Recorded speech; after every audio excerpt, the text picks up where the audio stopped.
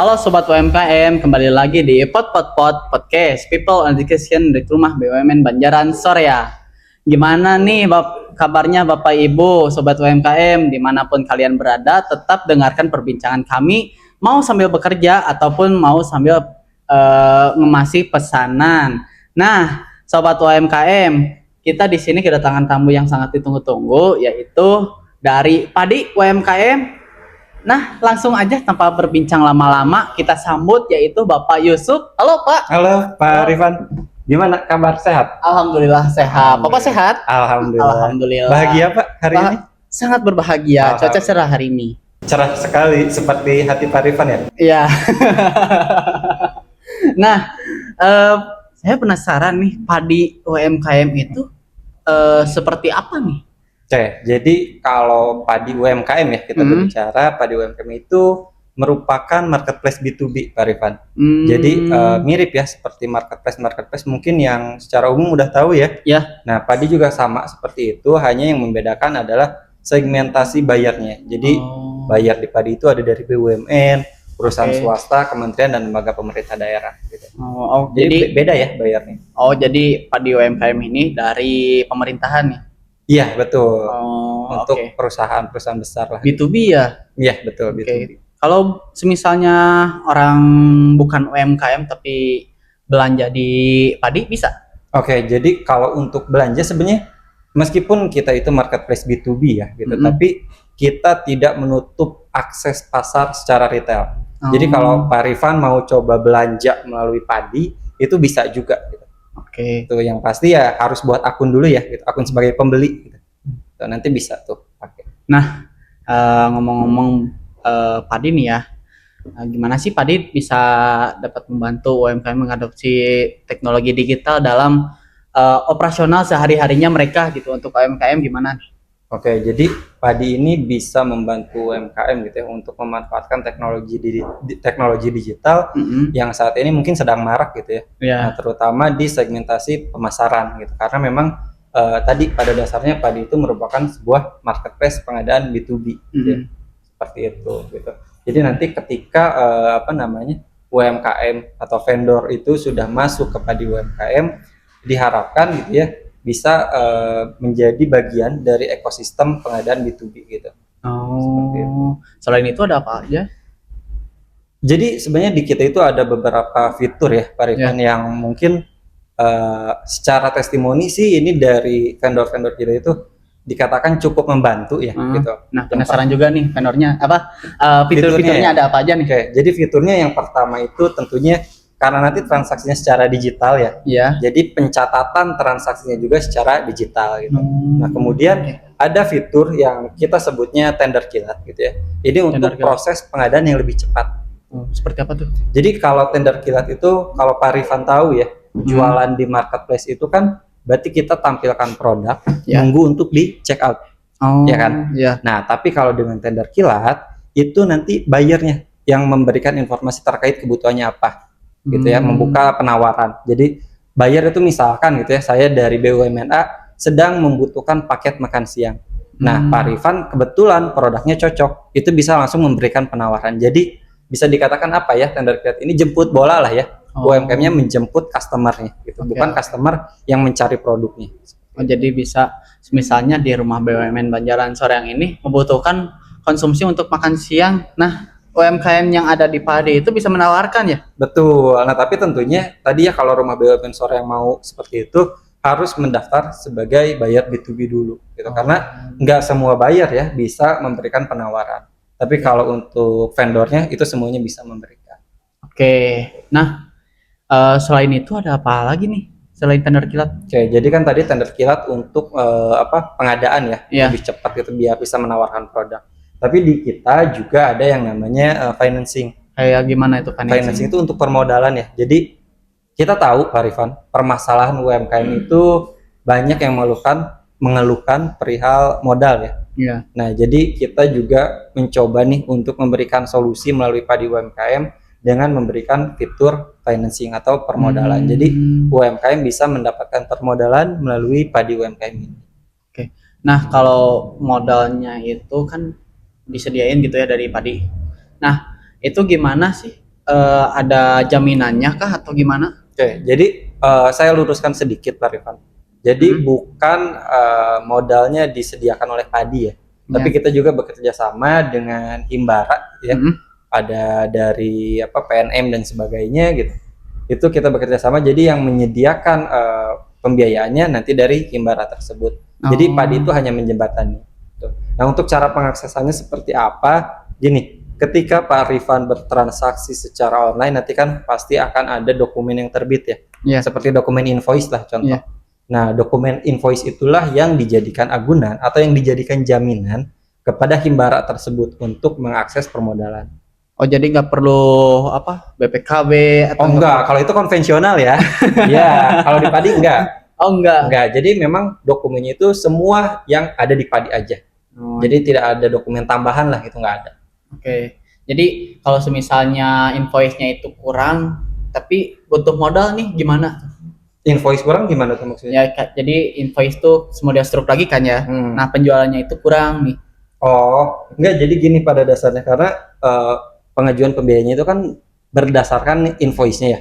Contoh, Pak Rifan dapat transaksi dengan invoice senilai 100 juta nih. Ya. Nah, maka nilai permodalan atau nilai pembiayaan yang bisa Pak Rifan ajukan itu tidak lebih dari 90%. Jadi contoh misalkan 100 juta tadi ya, Pak Rifan bisa mengajukan permodalannya itu maksimal 90 juta. Jadi memang tujuan diciptakannya financing di Padi itu untuk membantu memproses pesanannya itu. Jadi bukan untuk pesanan yang lain ya, orderan yang lain enggak, tapi untuk pesanan yang itu. Gitu. Oke. Nah, selain financing apa lagi? Nah, di kita juga ada flexible pricing dan termin, Pak. Jadi kalau flexible pricing itu UMKM bisa mengatur harganya sesuai ketentuan dari UMKM itu sendiri ya, tentunya dengan mempertimbangkan margin dan lain sebagainya. Kemudian untuk termin, kalau Pak Rifan tahu, karena kan di Padi itu tidak hanya barang ya, tapi jasa juga bisa ditawarkan. Oh, jasa juga bisa. Bisa. Nah, jadi kalau jasa itu Pak Rifan tahu biasanya ada pembayaran DP dulu ya, down payment, terus ketika pengerjaan jasa masuk 25%, harus ada dana masuk lagi berapa persennya gitu ya. Kemudian nanti setelah selesai baru pelunasan gitu. Nah, Padi udah support gitu untuk metode pembayaran tersebut. Oh, bisa langsung ini ya gitu. Udah bisa support buat DP dulu gitu. Iya, udah bisa. Itu yang mengatur juga dari UMKM-nya ya. Ketika upload produk, nanti mau DP-nya berapa persen gitu. Terus di pertengahan pekerjaan berapa persen itu bisa diatur. Oke. Terus kalau yang semisalnya termin itu pembayaran bertahap kan ya, seperti di jasa. Kalau di produk seperti apa? Kalau di produk berupa barang ya, sepertinya sangat jarang ya. Atau mungkin nggak ada ya barang yang menggunakan metode pembayaran termin ya. Kalau termin itu biasanya pasti dipakainya di jasa. Kalau barang itu paling menggunakannya tempo. Jadi tempo itu misalkan vendor itu mengirimkan pesanan terlebih dahulu gitu ya. Nah, nanti contoh deh, bayarnya itu pilih tempo 14 hari. Nah, maka nanti pembayarannya itu dari bayar baru akan dilakukan setelah 14 hari kemudian. Gitu. Paling sih kalau barang di situ. Jadi kalau termin biasanya dipakainya di jasa, Pak Rifan. Oh, oke. Jadi sangat sering terjadinya itu di jasa ya. Iya, kalau termin. Betul. Oke. Nah, kalau di lewat Padi itu apa aja sih yang itu? Apakah transparan kah atau gimana kah gitu? Oke, jadi memang harapannya nanti lewat Padi itu UMKM itu nggak sekedar jualan online ya, tapi juga terbiasa nih nantinya menjalankan bisnis dengan cara mungkin yang lebih efisien gitu ya, terus lebih transparan dan tentunya lebih modern gitu. Oke. Seperti itu. Oke, nah buat strategi yang terbaik yang dapat diterapkan oleh UMKM untuk mendapatkan platform Padi dalam meningkatkan visibilitas dan penjualan produk mereka itu kayak gimana? Oke, untuk meningkatkan visibilitas penjualan ya, Padi ada dua metode, Pak Rifan. Ada yang metode secara online dan juga offline gitu ya. Untuk online-nya kita ada sebutannya itu collection campaign. Collection campaign itu seperti apa? Jadi kalau Pak Rifan coba buka platformnya padi gitu ya, sebagai buyer, itu akan muncul produk-produk pilihan gitu yang sudah kita kumpulkan dalam suatu katalog lah gitu ya. Nah itu akan tampil di halaman depan Padi UMKM. Jadi ini bisa meningkatkan visibilitas tentunya ya, meningkatkan exposure, tentu juga meningkatkan peluang untuk diorder gitu ya. Karena kan buyer jadi tahu nih ada produk A yang dijual oleh UMKM Rifan misalkan seperti itu. Oh, jadi misalnya apa sih? UMKM-nya itu tidak sebesar kompetitornya, tapi bisa muncul gitu di dalam beranda. Bisa dengan mengikuti collection campaign tadi. Gitu. Oke, nah selain itu ada apa aja? Tadi baru yang online ya, Pak Rifan ya? Belum yang offline. Oh iya, yang offline sekarang. Iya, betul. Jadi di offline juga kita ada, kita sebut eventnya itu Bazar dan Business Matching, Pak Rifan. Jadi kalau di saat Bazar dan Business Matching ini, UMKM tuh punya kesempatan untuk mempresentasikan terkait produk yang ditawarkan gitu atau produk yang dijual. Nah kalau bazar memang biasanya bayarnya itu retail ya. Tapi kalau untuk business matching biasanya bayarnya itu pasti dari BUMN, kementerian, lembaga atau pemerintah daerah. Gitu. Jadi di business matching ini kita kumpulkan tuh bayar-bayar B2B kita gitu ya di satu tempat untuk bertemu langsung dengan vendornya. Kan kalau apa namanya Pak Rifan mau ketemu BUMN A atau ketemu pemerintahan A harus bikin janji dulu gitu ya. Terus harus ketemu satu persatu. Nah kalau dengan business matching ini enggak. Jadi Pak Rifan bisa langsung ketemu sama semuanya. Gitu. Jadi tanpa membuat janji dulu gitu. Iya, karena kan udah dalam satu acara business matching kita. Gitu. Oke. Nah kalau untuk bazar ini rutin ya? Kita tergantung Pak Rifan. Jadi memang untuk bazar ini kita ada arahan dari Kementerian BUMN, biasanya kita ada jadwalnya juga gitu. Dan kita juga berkolaborasi dengan beberapa BUMN biasanya. Nah, apakah ada program pelatihan atau dukungan yang disediakan oleh Padi untuk membantu UMKM memahami cara kerja di pasar digital itu?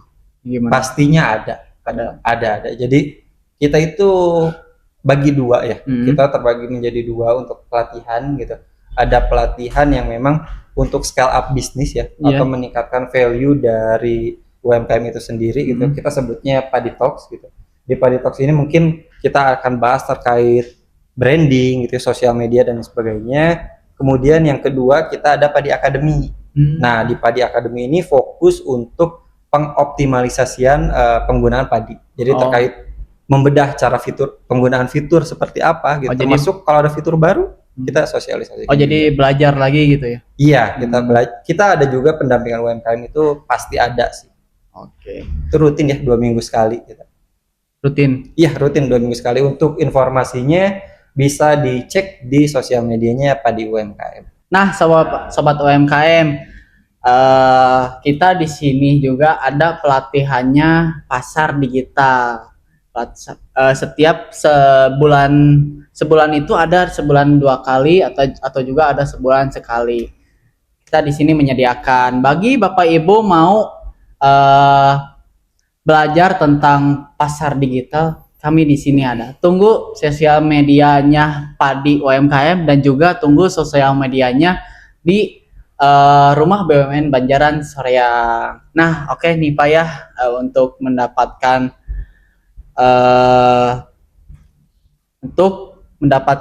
apa sih? Bapak pernah mendapatkan kisah apa aja dari UMKM yang telah sukses beralih ke padi? Ya, ini apa testimoni vendor kali ya? Ya. Jadi kalau testimoni vendor itu memang kita pernah nih ada dapat cerita dari Sinar Bersih Sukses Jaya ya. Jadi kebetulan Sinar Bersih Sukses Jaya ini UMKM yang bergerak di jasa cleaning service dan facility management gitu. Nah, awalnya Sinar Bersih ini juga kesulitan ya untuk masuk ke pasar yang lebih luas seperti BUMN ini gitu. Tetapi setelah beliau masuk ke padi gitu, beliau mencoba beberapa fitur yang ada di padi seperti tender kilat gitu dan sebagainya. Itu hasilnya mereka bisa mendapatkan kontrak dengan beberapa BUMN dengan tender kilat ini. Tuh. Jadi bisa meluas gitu ya? Betul, karena kan tadi ya seperti yang sudah disampaikan bahwa dengan tender kilat ini bisa diibaratkan UMKM itu menjemput bola. Jadi ketika tahu nih BUMN sedang butuh apa, kita punya produknya, kita bisa langsung memberikan penawaran. Oh, oke oke. Dari perspektif Bapak, apa tren terbaru dalam e-commerce yang seharusnya diperhatiin oleh UMKM saat ini? Oke, kalau kita berbicara tren saat ini ya, jadi menurut saya Pak Rifan, untuk tren gitu ya terbaru di e-commerce itu yang saat ini sedang marak itu kan ada live commerce ya, atau live siaran langsung ya. Nah itu mungkin perlu dicoba gitu oleh UMKM karena memang itu sedang happening saat ini. Nah kemudian jangan lupa juga untuk mengikuti tren bahwa saat ini itu pemanfaatan data gitu ya untuk penjualan itu sangat penting. Jadi banyak juga nih Pak Rifan, UMKM itu apa ya sebutannya FOMO ya, ngikutin karena FOMO. Sekarang lagi rame live, ikutan live gitu tanpa dia melakukan riset sebenarnya siapa sih yang menjadi target bayarnya gitu ya.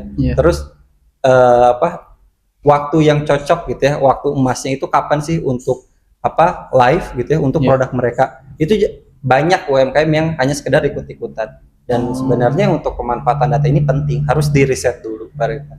Oke. Nah, saya penasaran nih, di Padi UMKM ini ada fitur live-nya enggak? Nah, untuk saat ini sih memang belum ada ya Pak Rifan, karena memang ketika kita kan memang berbeda ya segmentasi bayarnya gitu. Kalau tadi yang ada live biasanya itu marketplace B2C atau marketplace retail gitu. Dan karena Padi ini marketplace B2B, jadi memang secara kebiasaan belanja dari bayarnya juga memang berbeda. Jadi memang untuk saat ini belum ada juga permintaan untuk fitur live di marketplace B2B, Pak Rifan. Jadi memang kalau kita berbicara tren ya, kita memang UMKM itu harus mengikuti tren di marketplace B2C atau marketplace retail. Tadi ya yang live dan sebagainya. Tapi jangan lupa juga UMKM itu untuk mengikuti tren di marketplace B2B gitu. Karena ketika kita berbicara marketplace B2B, mungkin banyak UMKM yang belum tahu, bahkan baru tahu gitu ternyata ada yang marketplace khusus untuk pasar BUMN, pasar pemerintahan gitu ya. Banyak UMKM yang baru tahu dan itu sangat disayangkan sih karena potensi marketnya itu untuk marketplace B2B cukup tinggi gitu. Seperti itu. Oke.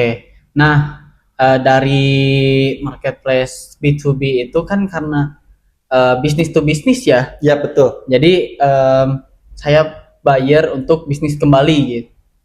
Oke, lebih ke ini sih Pak Revan, definisinya itu untuk perusahaan besar. Biasanya kan perusahaan itu bukan end user ya, tapi misalkan untuk kebutuhan kantor atau misalkan kebutuhan karyawan dan lain sebagainya.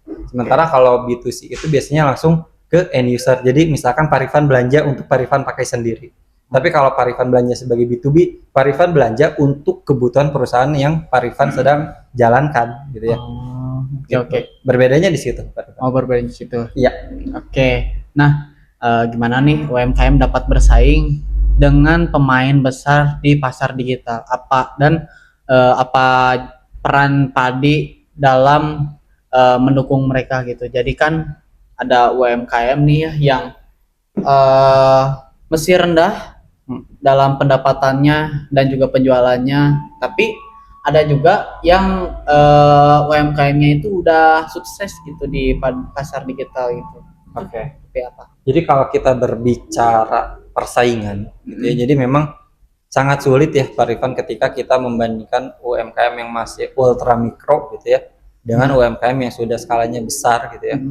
Itu memang akan sangat sulit gitu, apalagi kalau kita membandingkan secara head to head ya atau apple to apple langsung dibandingkan, itu pasti akan sangat sulit karena memang kan UMKM ini atau yang masih rendah ya ultra mikro gitu ya, ultra mikro ini kan punya keterbatasan gitu ya, baik dari sisi modal, kapasitas produksi maupun teknologi yang digunakan gitu. Nah tetapi UMKM juga tentunya punya kelebihan ya. Yang pertama kan kelebihan UMKM itu ada di fleksibilitas, kreativitas, dan juga kedekatan langsung dengan pasarnya. Nah, jadi Padi ini harapannya bisa hadir untuk menjembatani gitu ya atau mengurangi perbedaan yang tadinya cukup jauh itu. Jadi seperti ya kan apa sih itu teh UMKM itu pasti berbeda jauh nih ya kompetitornya. Itu yang UMKM yang masih kecil itu menguranginya itu seperti apakah yang tadi disampaikan nih ya bisa langsung ditawarkan gitu. Oke, jadi gitu. Gini Pak Rifan, karena kan tadi memang ada kelemahan UMKM ya kalau untuk dibandingkan secara langsung dengan perusahaan-perusahaan yang sudah besar, baik dari modal dan sebagainya. Nah, Padi ini kan hadir dengan membawa berbagai fitur yang mungkin bisa membantu UMKM gitu ya. Salah satunya kan seperti tender kilat tadi.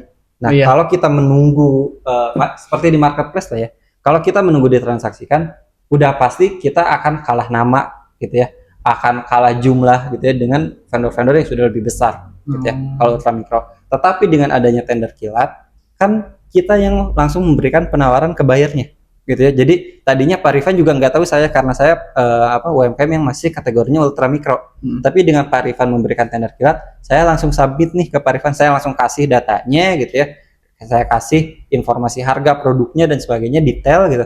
Pak Rifan kan akan tahu, oh ternyata ada nih UMKM yang ada potensi untuk saya transaksikan gitu ya, yaitu UMKM Ucuk Bersama Grup misalkan gitu ya, bisa kan seperti itu. Bisa. Jadi itu untuk lebih membuka potensi dari UMKM yang masih ultramikro gitu. Dan juga tadi sempat saya sebut ada UMKM itu keterkendalaannya ada di permodalan. Nah kan di Padi juga tadi ada financing ya, pembiayaan. Jadi dengan pembiayaan itu harapannya UMKM itu udah siap nih menerima orderan atau transaksi dengan jumlah yang besar tentunya gitu. Jadi kalau kendalanya di permodalan kayaknya di Padi udah nggak ada deh, karena kan memang udah disiapkan juga gitu ya, seperti itu. Oke, nah selanjutnya nih, seberapa pentingkah umpan balik dari UMKM mengembangkan platform di Padi, dan gimana mereka dapat menyampaikannya maksudnya? Umpan balik ini seperti kritik dan saran kali ya. Iya, kritik jadi dan saran. Kalau kritik dan saran ini tentunya sangat berharga ya bagi kami, dan kami juga sangat terbuka gitu terhadap kritik dan saran, karena kan Padi ini kita gitu ya ingin bisa menjadi solusi ya bagi user-user kita gitu. Dan tentunya ketika ada vendor maupun buyer yang mengalami kesulitan atau kendala gitu ya, memiliki solusi gitu ya, itu boleh diinformasikan kepada kita itu. Dan itulah yang menjadi dasar kita terus sampai saat ini melakukan pengembangan fitur gitu ya, dan sebagainya. Dan untuk cara penyampaiannya itu boleh Pak Rifan bisa melalui sosial media ataupun melalui kelas-kelas online kita gitu yang tadi 2 minggu sekali gitu ya. Itu disampaikan langsung di situ juga boleh. Nah, bisa langsung lewat media sosial ya? Bisa di media sosial.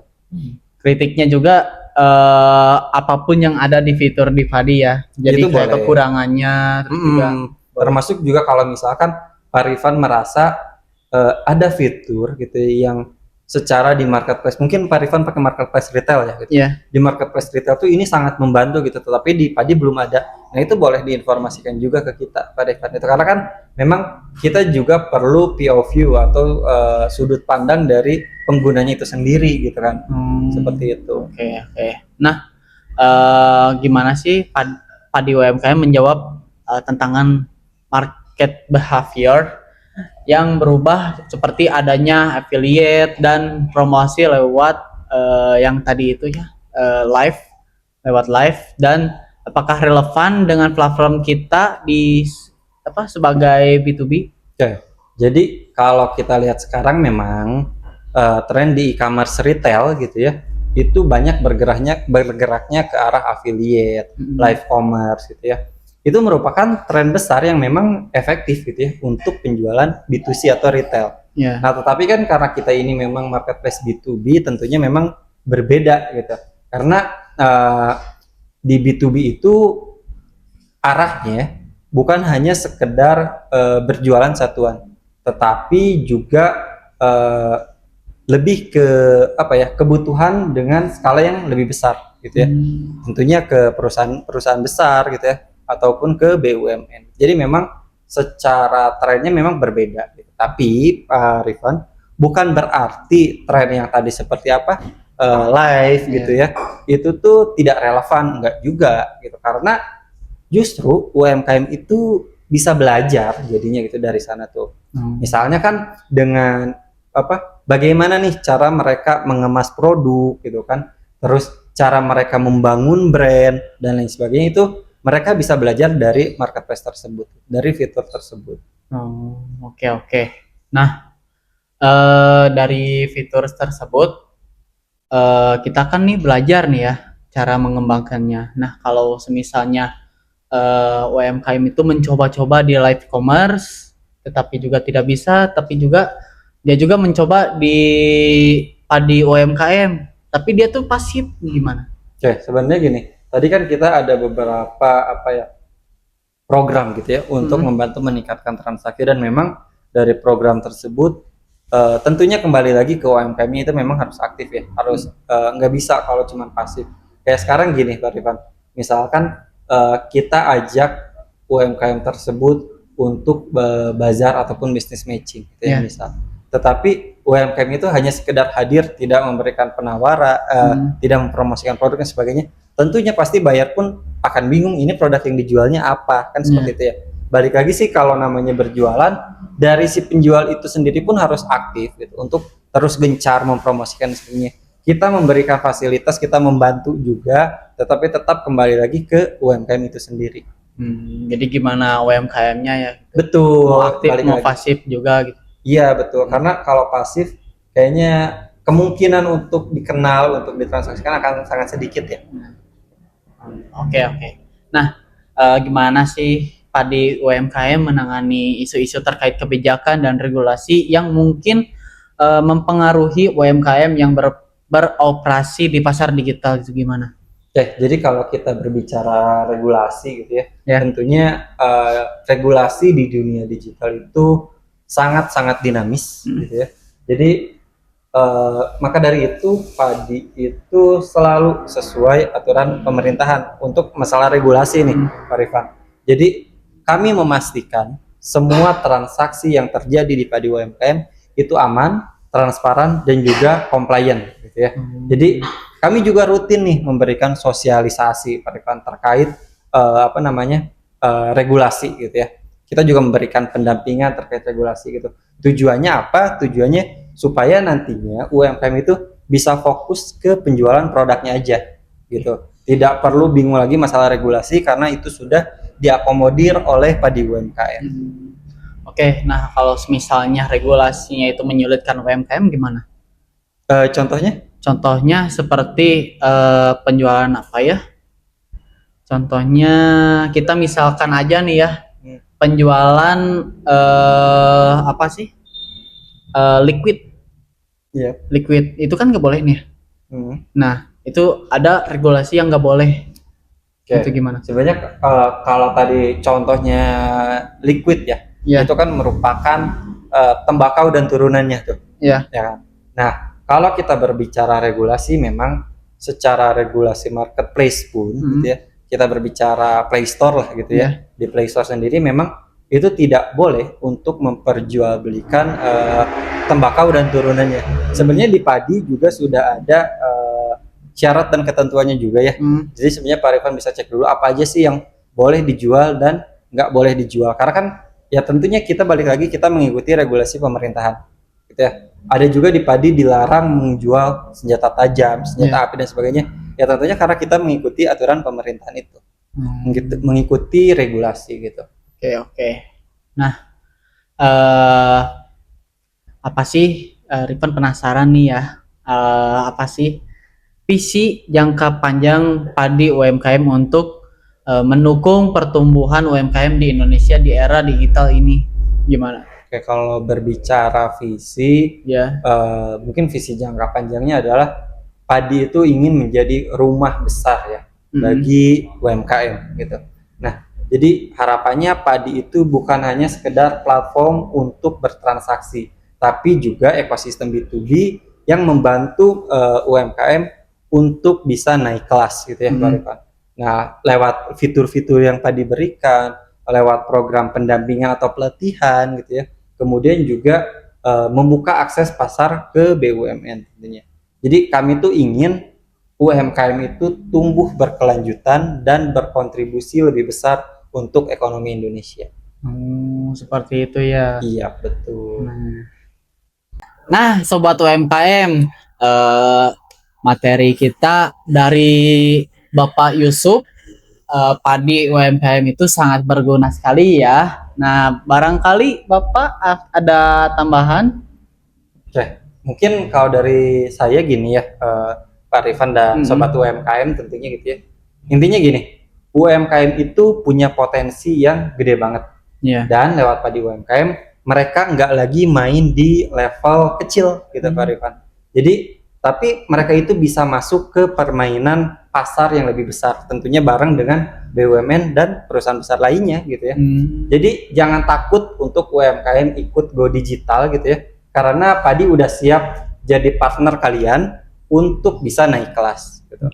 Jadi kalau kata anak muda zaman sekarang mah level up is a must gitu ya. Jadi level up is yuk bareng-bareng kita bikin UMKM Indonesia itu bukan cuma jadi pemain lokal, tapi juga jadi kebanggaan nasional. Keren. Nah, terima kasih banyak Bapak Yusuf dan semua sobat UMKM yang telah bergabung dalam perbincangan kita hari ini. Hanya di Podcast. Nah, kita telah mendengar bagaimana padi dapat menjadi mitra strategis bagi UMKM untuk beradaptasi dengan teknologi digital dan meningkatkan visibilitas serta penjualan produk mereka. Ingat, potensi UMKM di Indonesia sangat besar dan dengan dukungan dari platform seperti Padi UMKM, kita bisa bersaing di pasar digital yang lebih luas. Jadi jangan ragu untuk go digital dan manfaatkan semua peluang yang ada. Nah, sampai jumpa di episode selanjutnya. Tetap semangat dan terus kembangkan usaha kalian. Salam UMKM. Nantikan episode selanjutnya hanya di Podcast People and Discussion with Rumah BUMN Banjaran Soreang. See you sobat UMKM.